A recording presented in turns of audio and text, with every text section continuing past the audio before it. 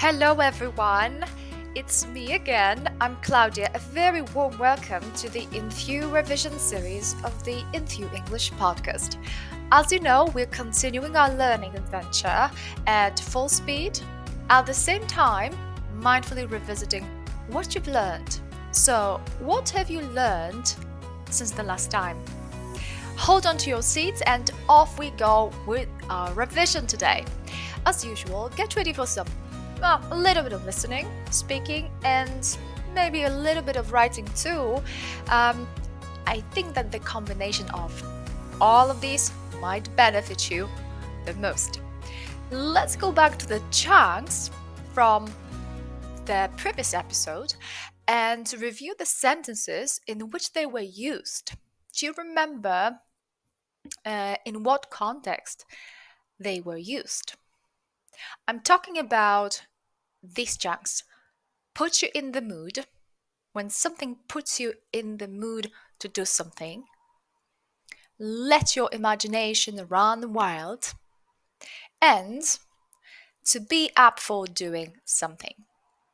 We're going to rephrase these sentences now to express the same meaning in other words, and I'm going to rely on the sentences from the previous episode.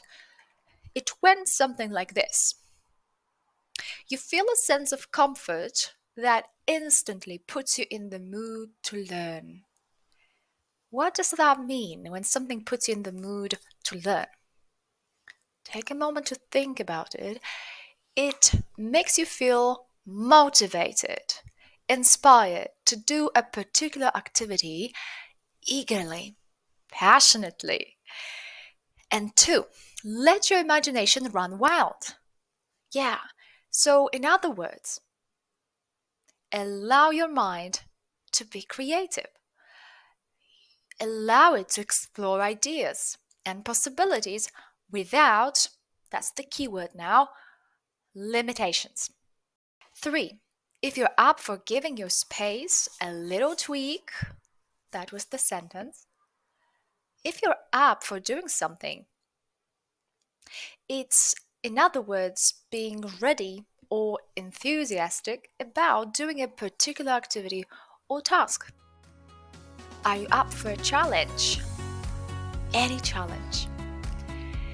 Okay, you're tuned in to the Enthu English Podcast, and I'm Klaudia. Now we're going to practice these chunks in new contexts. So we're going to go beyond these, the context presented in the previous episode. Please take a moment to reflect on the following questions and don't hesitate to pause this episode. Hit the pause button if you need more time to jot down your thoughts or just to take some time to think things through. Question number 1. Have you ever experienced a situation where someone or something put you in the mood to do something unexpected, adventurous, challenging? Have you ever experienced this situation? It can be about someone or something. What was that? Question number 2. Now imagine a day where all your responsibilities were taken care of and you had the freedom to let your imagination run wild or let your thoughts run wild in any possible directions. What activities or adventures would you be up for doing? Or what challenges would you be up for taking up? Question number 3, the last one. When was the last time you found yourself up for doing something new or challenging? You might see some connection with the second question. When was the last time you found yourself up for doing something new or challenging? You felt like entering a new territory to explore it. How did you overcome any initial hesitations or doubts to fully enter this experience, embrace the experience? All right, and now the question is, how do you plan to integrate these chunks into your daily language usage? So when you think about your next